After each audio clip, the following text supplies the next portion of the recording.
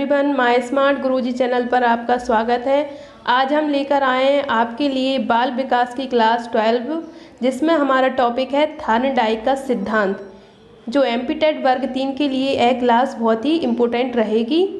जो भी स्टूडेंट इस चैनल से पहली बार जुड़े हुए हैं वो चैनल को सब्सक्राइब कर लें, क्योंकि इस चैनल से आपको आने वाले दिनों में बहुत ही फ़ायदा मिलने वाला है।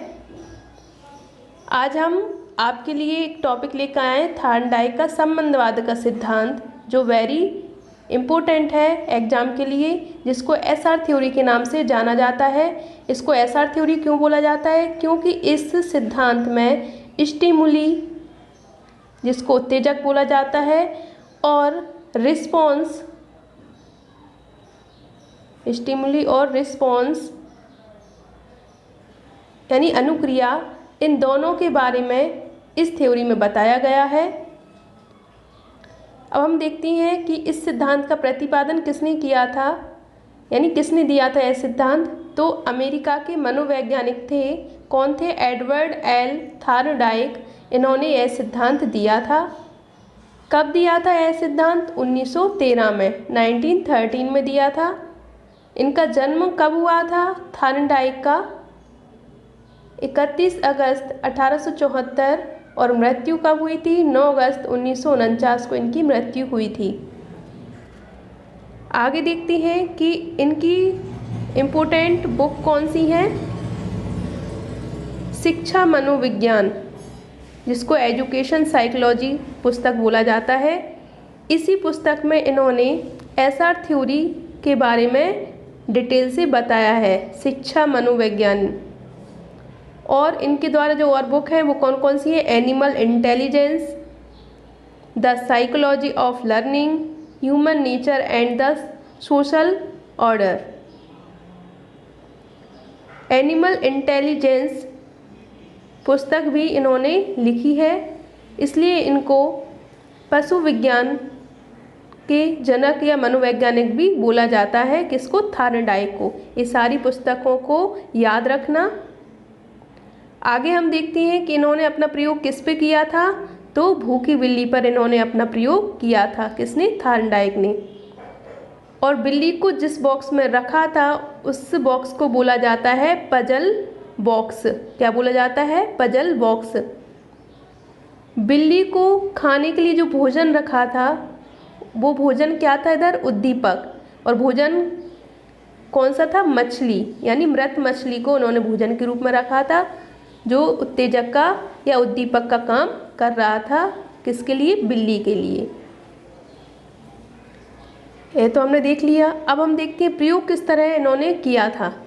तो सबसे पहले क्या किया? थार्नडाइक ने एक बॉक्स लिया। क्या बोला जाता है इस बॉक्स को? पजल बॉक्स बोला जाता है। इस बॉक्स में भूखी बिल्ली को रखा गया था। किसको रखा गया था? भूखी बिल्ली को रखा गया था।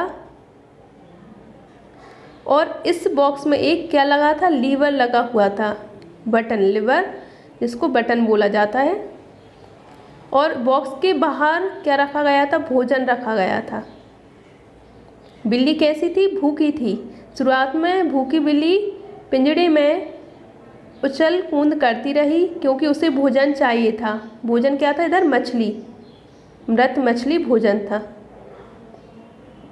शुरुआत में बिल्ली भोजन को पाने में असफल थी, लेकिन उछलते कूदते समय बॉक्स में उसका पैर लीवर पे पड़ा और गेट खुल गया। किसका? पिंजड़े का। और उसने मछली को प्राप्त कर लिया। तो थार्नडाइक ने अपने सिद्धांत में बताया है कि अनुक्रिया के द्वारा ही उद्दीपक को प्राप्त किया जा सकता है। किसके द्वारा? अनुक्रिया के द्वारा उद्दीपक को प्राप्त किया जा सकता है। सीखना क्या है? एक तरह का संबंध स्थापित करना होता है। और बताया थार्नडाइक ने कि यदि कोई जीव या मनुष्य कोई काम करता है, अनुक्रिया करता है, क्या करता है? अनुक्रिया करता है। यदि कोई जीव या मनुष्य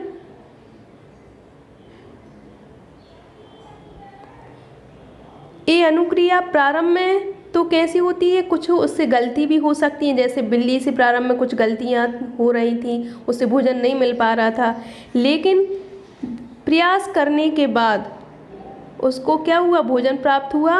और अब वो जब भी भोजन प्राप्त करती थी उसको टाइम कम लगता था लीवर दबाने में और वह तुरंत भोजन को प्राप्त कर लेती थी। तो थॉर्नडाइक ने क्या बोला है कि किसी भी उत्तेजक को प्राप्त करने के लिए अनुक्रिया का होना जरूरी है। बिल्ली ने अनुक्रिया और उत्तेजक के बीच संबंध स्थापित कर लिया। अब उसे भोजन प्राप्त करने में क्या कम टाइम लगता था।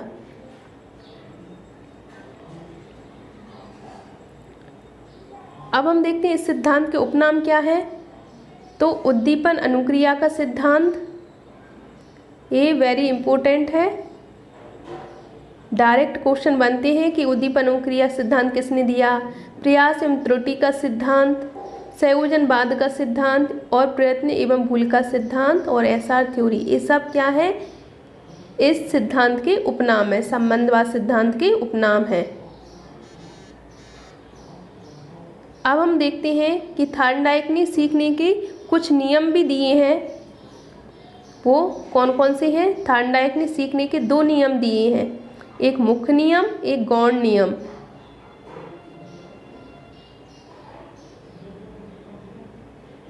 इसको व्यवहारिक नियम भी बोला जाता है। मुख्य नियम 3 है और गौण नियम 5 हैं। मुख्य नियम कौन कौन से हैं। तत्परता का नियम, अभ्यास का नियम और प्रभाव का नियम। ये भी इम्पोर्टेंट नियम है, इनको याद रखना। सीखने के नियम हैं, ये मुख्य नियम है। और व्यवहारिक नियम कौन कौन से हैं। मनोवृत्ति का नियम, बहु अनुक्रिया का नियम, आंशिक क्रिया का नियम, अनुरूपता का नियम और संबंधित परिवर्तन का नियम, जिसको सहचर्य का नियम भी बोला जाता है। ये सारे नियम जो दिए हैं सीखने के, ये किसने दिए हैं, थॉर्नडाइक ने दिए हैं। इन नियम के द्वारा ही व्यक्ति या पशु नई नई चीज़ें सीखते हैं। यदि कोई व्यक्ति किसी चीज़ को सीखने के लिए तत्पर है तो वह निश्चित ही उसको सीख सकता है और अभ्यास करेगा तो वह आसानी से सीख सकता है और इसका परिणाम भी उसे पॉजिटिव मिलता है। तो तत्परता का नियम, अभ्यास का नियम, प्रभाव का नियम, ये सारे मुख्य नियम हैं सीखने के। मनोवृत्ति का नियम क्या कहता है। यदि मन में किसी ने सोच लिया कि मुझे यह काम करना है तो वह निश्चित ही उस काम को पूर्ण कर लेता है। तो काम करने की प्रवृत्ति मन पर भी डिपेंड होती है। बहु अनुक्रिया का नियम क्या कहता है कि किसी भी समस्या को सुलझाने के लिए बहुत सारे रास्ते होते हैं और अनुक्रिया के द्वारा उनको सुलझाया जा सकता है। आंशिक क्रिया का नियम क्या कहलाता है कि यदि कोई सा सिलेबस कैसा है, बहुत बड़ा है और हम इकट्ठा उसे लर्न नहीं कर सकते या समझ नहीं सकते, यदि हम उसको छोटे छोटे भागों में बांट लें तो हम उसको पूरा कर सकते हैं। यह आंशिक क्रिया का नियम कहता है कि टॉपिक को छोटे छोटे भागों में बांटकर हम उसको सीख सकते हैं। आगे है अनुरूपता का नियम। अनुरूपता का नियम कहता है कि यदि किसी समस्या को सुलझाना है हमें तो हम पहले के जो अनुभव हैं उनके अनुरूप ही उस समस्या को भी सुलझा सकते हैं। संबंधित परिवर्तन का नियम, इसको सहचर्य का नियम कहा जाता है। आगे हम देखते हैं कि शिक्षा में इस सिद्धांत का क्या लाभ है।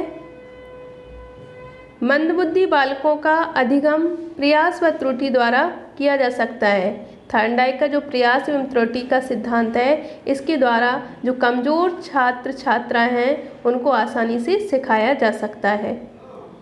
इस सिद्धांत के द्वारा गणित, नृत्य, संगीत आदि में यह सिद्धांत महत्वपूर्ण होता है। यानी इस सिद्धांत के द्वारा इनको भी आसानी से सीख सकते हैं बालक बालिका।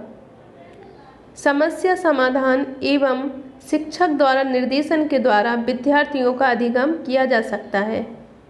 ये सारे इस सिद्धांत के लाभ हैं जो हम शिक्षा में इनका उपयोग कर सकते हैं।